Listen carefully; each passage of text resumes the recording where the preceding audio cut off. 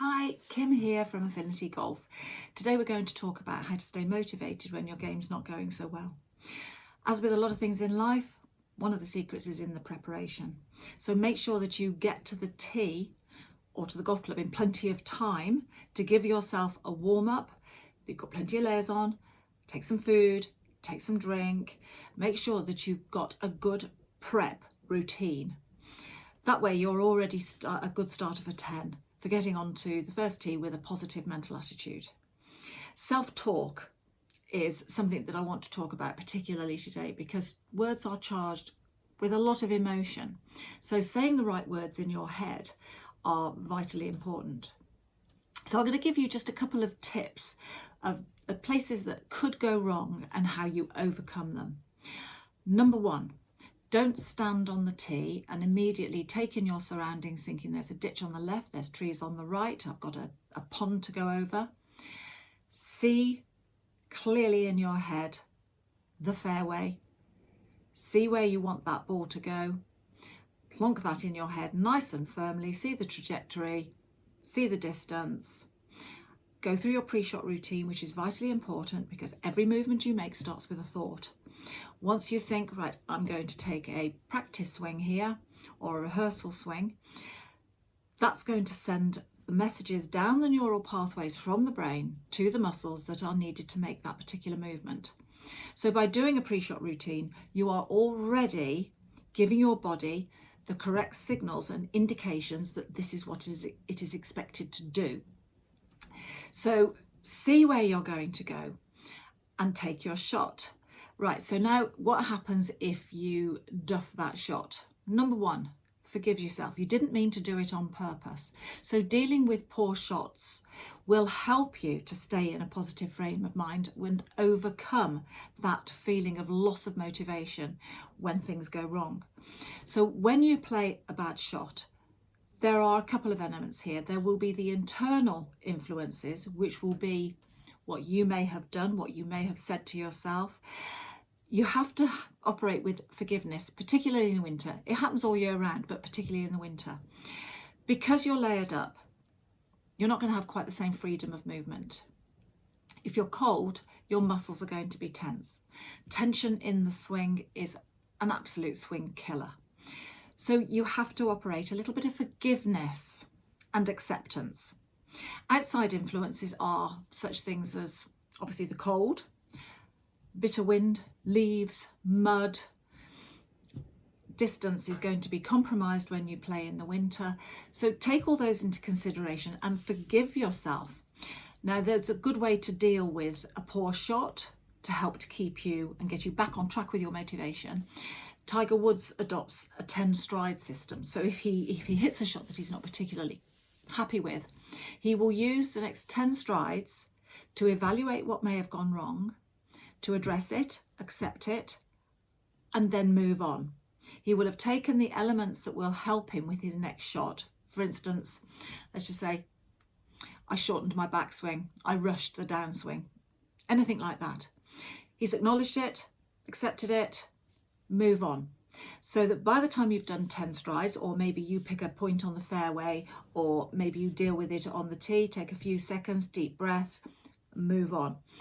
That will help you get to your ball to play your next shot with a more positive frame of mind.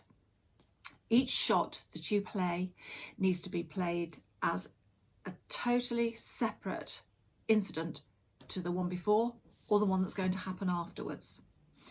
So just make sure that you have a post-shot routine in your head that will help you deal with moments that you're not happy with. As you move around the course and you start to feel that scoring is terrible, I'm just not playing well, reframe how you're thinking.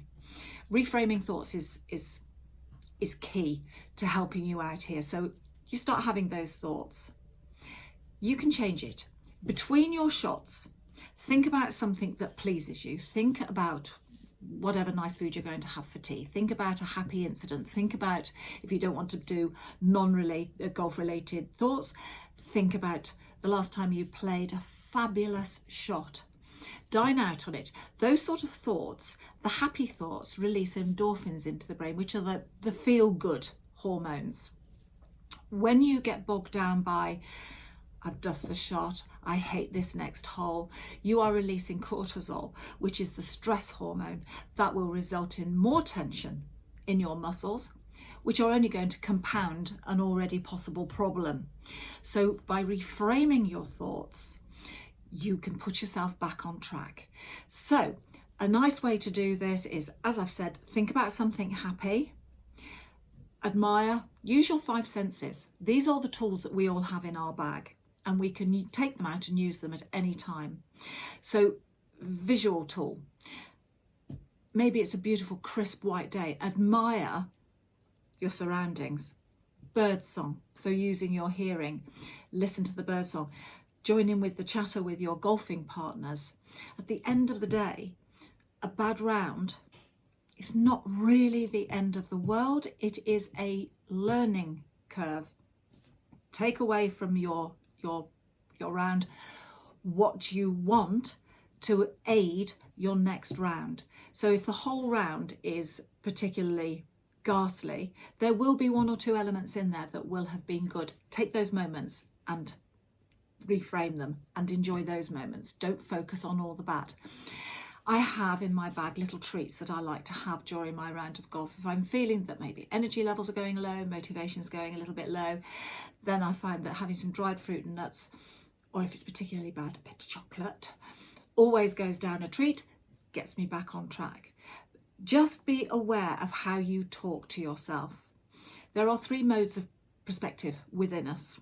There's a head voice, a heart voice, and a gut voice. The head voice is the shouty one. The heart voice is the yearny one, and the gut voice is the voice of truth. So for instance, in the winter, you have to club up. You've got to club up because you're not going to get the same distance out of the ball that you would do in the summer. So therefore, if you get to a particular hole where you would perhaps normally take a 7 iron, maybe it's a par 3, take a 7 iron. In the winter, you have to take other elements into account, like, is the wind blowing a hoolie into your face? It is freezing cold, the ball's not going to travel. It's just going to plop in a pile of mud. So you may need to go up 2 or 3 clubs. Accept that. Instead of thinking, oh, I should be able to hit this particular club further. Don't worry about it. It's winter. It's completely different. Accept it. So listening to those 3 voices, the head voice, which is the shouty one, will probably tell you, no, take the 7 iron. You know you can get there. You know you can hit that 140 yards. It's only 140 yards. You can do it. Don't trust it. The heart voice will be saying, oh, I wish I could hit that 7 iron in the winter at 140 yards, but I can't. The gut voice, the quiet one, and the one to be trusted, is the one that's going to say to you, take the 3 wood and swing easy. Commit to the shot and you will be fine.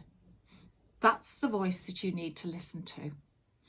Okay, so in a nutshell then, just to wrap up, listen to the gut voice, reframe those negative thoughts, focus on what you want, not what you don't want. The brain doesn't understand the negative instruction. If you were to say, I don't want to go into the water, brain doesn't understand don't, but it understands water and is more likely to send you there. So if you feel that you have got something like that going through your head, repeat to yourself numerous times, I'm on the fairway or I'm on the green. Focus on where you want to be, and hopefully that will help you. If you have any questions at all, please feel free to send me a message on Affinity Golf Facebook page. And in the meantime, happy warm golfing.